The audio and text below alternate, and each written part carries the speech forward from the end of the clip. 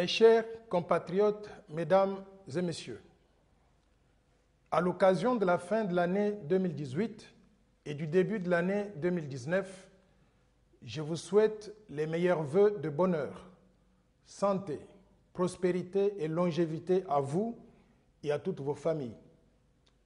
Je vous souhaite aussi la paix durable pour que la RDC tourne la page de rébellions meurtrières, des massacres des innocents, de la corruption, de la prédation des ressources naturelles, des détournements des fonds publics, de la corruption endémique, de la pauvreté, de l'insécurité généralisée et du sous-développement. Chers compatriotes, mesdames et messieurs, nous sommes à la veille des élections historiques dans notre pays. Parce que je suis candidat officiel à la présidence de la République démocratique du Congo, il est légitime que vous vous posiez des questions de savoir qui je suis en réalité, d'où je viens, ce que je faisais auparavant et quel genre de président de la République je serai une fois élu. Je suis né dans ce pays où j'ai grandi avant d'aller étudier à l'étranger, envoyé par notre gouvernement. Je suis un économiste international avec 38 années d'expérience professionnelle solide en tant que banquier commercial, banquier d'investissement et banquier de développement. Je suis un spécialiste du développement des pays. J'ai dirigé des programmes de développement qui ont permis à plusieurs pays de passer de groupes de pays très pauvres à celui des pays émergents. Je suis un technocrate, un homme nouveau qui n'a jamais fait de la politique avant. Je suis docteur en sciences économiques avec spécialisation en banque et finance de l'Université de Paris 9 Dauphine en France. J'ai étudié jusqu'au doctorat avec la bourse du gouvernement congolais. Je suis un produit 100% congolais. Je suis et serai 100% loyal à la République démocratique du Congo qui a fait de moi ce que je suis devenu aujourd'hui. C'est grâce aux études faites avec la bourse du gouvernement congolais et après plusieurs années d'expérience professionnelle solide de premier plan que j'ai conçu le plan Marshall pour la reconstruction et le développement de la République démocratique du Congo. Ce plan constitue ma façon de renvoyer l'ascenseur à mon pays qui a tant investi en moi et m'a tout donné. Parce que j'ai bénéficié de la bourse du gouvernement congolais, il est tout à fait légitime que vous me demandiez ce que j'ai déjà fait pour notre pays et pour le peuple congolais. Je vous informe que ma thèse de doctorat a porté sur notre pays, l'indépendance des banques centrales, l'obligation de rendre compte et l'impact sur la politique monétaire avec une application pratique à la République démocratique du Congo. Ma thèse de doctorat a servi de base à la rédaction des statuts de la Banque centrale du Congo. Depuis ce temps, j'ai publié 5 livres, tous sur la RDC, avec des propositions spécifiques de ce qu'il faut faire pour améliorer la situation de tout le monde. En plus, j'avais joué un rôle important lors de la conception du franc congolais en 1997. À l'époque, j'avais convaincu le président de la République de ne pas mettre sa photo sur les billets du franc congolais qui sont en circulation jusqu'à ce jour. J'avais aussi convaincu le chef de l'État à sortir du conseil d'administration de la Banque centrale du Congo tous les membres du gouvernement pour donner plus d'indépendance et de crédibilité à notre institut d'émission et aussi à sa politique monétaire. Malheureusement, la gestion calamiteuse de l'économie et de la Banque centrale par des gens corrompus, irresponsables et incompétents a fait que notre monnaie n'a aucune valeur aujourd'hui et est totalement supplantée par le dollar américain qui représente 95% de la masse monétaire du pays. La dollarisation est une violation très grave de notre souveraineté nationale et de notre constitution qui n'autorise pas la circulation de monnaies étrangères sur le territoire congolais. En tant que chef de l'État, je veillerai à ce que l'économie congolaise fonctionne normalement et soit florissante et que la monnaie nationale retrouve sa vitalité pour être la seule circulant en République démocratique du Congo et pour qu'elle puisse garantir la stabilité du pouvoir d'achat à notre population. À la place du salaire de misère actuel de 50 à 200 $ par mois pour les fonctionnaires de l'État, par exemple, j'introduirai un salaire minimum garanti de 1 000 $ par mois qui sera applicable sur toute l'étendue du territoire national dans les secteurs publics, mais aussi privés. Un tel niveau de salaire, à mon avis, permettrait aux Congolais de vivre décemment, de payer son loyer ou sa maison, d'acheter une voiture, de payer les soins médicaux et d'envoyer les enfants à l'école. Aucun parent ne doit voir ses enfants aller au lit affamés parce que son salaire ne lui permet pas de les supporter. C'est inhumain et aussi inacceptable. Mesdames et messieurs, mes chers compatriotes, quel est le sens de ma candidature à la présidence de la République démocratique du Congo?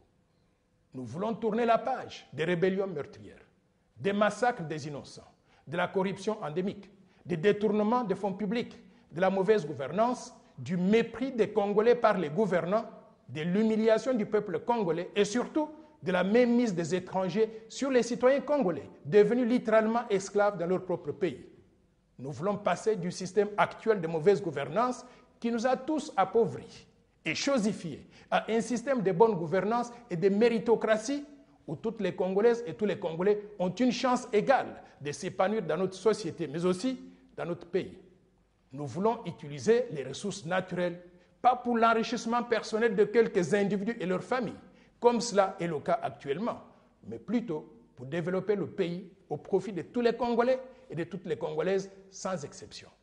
Nous voulons redonner la dignité au peuple congolais. Nous voulons que la RDC cesse d'être la risée du monde et redevienne un pays respecté et respectable. C'est ça le sens de ma candidature à la présidence de la République démocratique du Congo. Pour arriver à ces objectifs, la RDC a besoin de leadership nouveau, propre, intègre, éduqué, expérimenté, visionnaire, branché, connecté sur le plan international et doté d'un projet de société cohérent pour transformer fondamentalement le pays et créer des opportunités pour tout le monde. La RDC a besoin de tourner la page de la gestion du pays par des gens qui ont pillé, massacré, volé, terrorisé et humilié le peuple congolais. J'invite le peuple congolais à rejeter massivement tous les politiciens de carrière qui, jusqu'à ce jour, incarnent la continuité de tous les maux et de tous les fléaux de notre pays, qui a tellement souffert à ce jour qu'on ne peut plus reconnaître le peuple congolais. Mesdames et messieurs, mes chers compatriotes, je veux réconcilier tous les Congolais.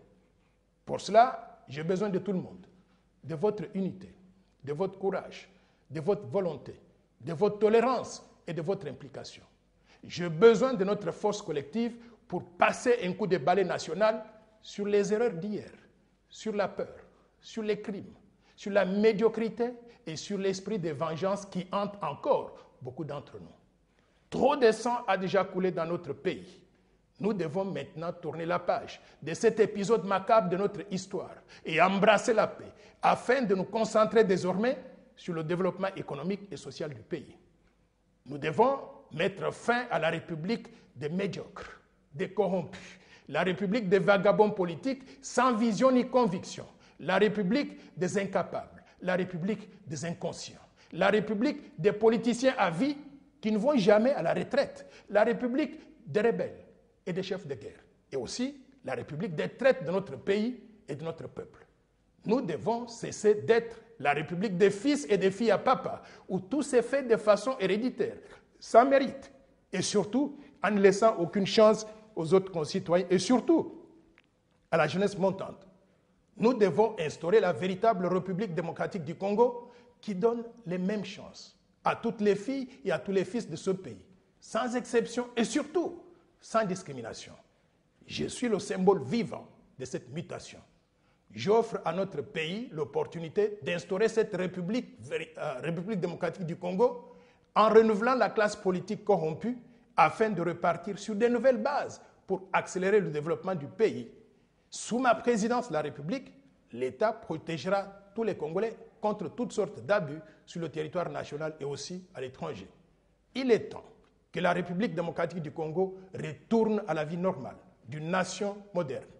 Il nous faut retrouver la fierté d'être Congolais et la sagesse de nos ancêtres qui attendent de nous que nous fassions de la RDC un pays de référence au cœur de l'Afrique et d'exploiter les ressources naturelles au profit du développement pour le bénéfice de tous nos concitoyens. Mesdames et messieurs, mes chers compatriotes, les Congolais sont en droit de rêver d'un Congo meilleur par rapport à celui que nous avons aujourd'hui.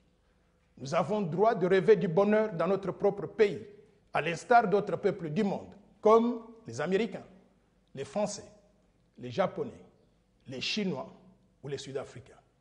Nous sommes à même de changer notre destin et de vivre mieux dans ce Congo qui a tant fait pour nous tous et nous a tout donné.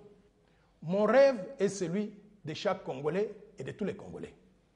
Le rêve consiste pour un Congolais à ne pas émigrer à l'étranger, à rester chez lui au pays, à y vivre en paix, en sécurité et en toute tranquillité, car nul n'est mieux ailleurs que chez soi. Le rêve pour la jeunesse congolaise est d'étudier au Congo dans de bonnes conditions pour acquérir des connaissances permettant d'être compétitif par rapport aux autres citoyens du monde, devenu aujourd'hui un village planétaire. Le rêve est d'avoir des soins médicaux de haute qualité en RDC et de vivre mieux et le plus longtemps possible. Le rêve congolais est de trouver du travail bien rémunéré en RDC après avoir terminé ses études et de s'acheter une maison et une voiture avec son salaire gagné à la sueur de son front. Le rêve est de rouler dans sa voiture sur des autoroutes allant de Boma à Nganajika, de Sakanya à Zongo, de Lissala à Beni, de Goma à Kikwit, de Lubumbashi à Kinshasa ou de chez soi à n'importe quel coin de la République. Le rêve est de manger à sa faim et de nourrir et habiller sa famille dignement, d'acheter des produits fabriqués en RDC sur base des matières premières congolaises. Le rêve est de restaurer l'intégrité territoriale, l'état de droit et la justice, de manière à vivre en toute sécurité n'importe où dans le pays, sous la protection d'une police, d'une armée et des services de sécurité dans lesquels les citoyens ont confiance. Le rêve est pour le Congolais de marcher avec sa tête haute, sans avoir honte de ce que fait son gouvernement. Le rêve est que la RDC cesse d'être la République des fils et des filles à papa, où l'ascension sociale se fait sans mérite et de façon héréditaire. Le rêve est que notre pays redevienne la République démocratique du Congo, où la promotion sociale est basée sur la méritocratie et où tout le monde a une chance égale de s'épanouir dans la société et aussi dans notre pays. Et finalement, le rêve congolais est que la RDC retrouve sa dignité, sa respectabilité et ses lettres de noblesse. Notre rêve commun en tant que Congolais est de créer au cœur de l'Afrique un pays plus stable, plus prospère, plus équitable, plus beau et plus fort qu'avant. Mais même avec la bonne volonté du monde, personne d'entre nous ne peut réaliser seul ce rêve congolais. Nous ne pourrons réaliser le rêve congolais qu'en nous mettant et en travaillant ensemble, car l'union fait la force et crée des synergies. C'est pour réaliser le rêve congolais avec la participation de tous les Congolais et de toutes les Congolaises que je suis candidat numéro 15 à la présidence de la République démocratique du Congo pour qu'ensemble, nous bâtissions un pays plus beau qu'avant et où il fait bon vivre partout. Un pays qui donne des chances égales à chacun et à chacune de nous, sans exception et surtout sans discrimination. Chers compatriotes, mesdames et messieurs, je veux être votre président de la République. Vous savez maintenant qui je suis, quelle vision j'ai pour le développement de notre pays et quelles qualifications j'ai pour réussir cette mission au profit de tous les peuples congolais. Que la jeunesse congolaise, qui a été négligée et chosifiée par les gouvernements successifs, sache que c'est pour elle que je me bats, pour faire de la RDC un pays d'opportunité pour tous, un pays où régnera la justice sociale. Le 30 décembre 2018, nous irons tous aux urnes pour élire un nouveau président de la République qui conduira notre pays pendant les 5 prochaines années. Ne votons pas aveuglément pour les corrompus, les prédateurs qui ont plongé notre pays dans la situation catastrophique actuelle. Ne votons pas par fanatisme aveugle ou tribalisme rétrograde. Ne votons pas pour le populisme irrationnel, inexpérimenté, qui ne va pas résoudre les problèmes de la République démocratique du Congo, car la présidence de la République n'est pas un lieu de stage où l'on va pour apprendre à travailler. Votons pour sanctionner sévèrement les politiciens mauvais gestionnaires qui ont détruit notre pays. À la présidence de la République, votons pour un homme nouveau qui n'a jamais trempé dans la gestion calamiteuse du pays et peut régler nos problèmes économiques, sociaux, humanitaires, sécuritaires et infrastructurels. Votons pour un homme qui peut nous amener dans une ère nouvelle, avec une bouffée d'oxygène frais dans la gouvernance du pays.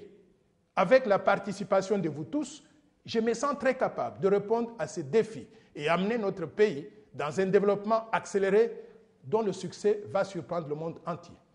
Sous ma présidence, la RDC retrouvera ses lettres de noblesse et son statut naturel de géante et de leader en Afrique. Sous mon leadership, la RDC redeviendra le moteur de l'économie en Afrique centrale et aussi sur le continent.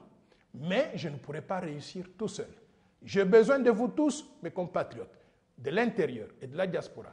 Mettez-moi au palais de la nation et j'utiliserai toute mon énergie, toute mon intelligence, tous mes contacts, toute mon expérience, toutes les relations humaines et financières disponibles pour améliorer le développement de la RDC au profit de tous les Congolais et de toutes les Congolaises, et surtout au profit de la jeunesse montante.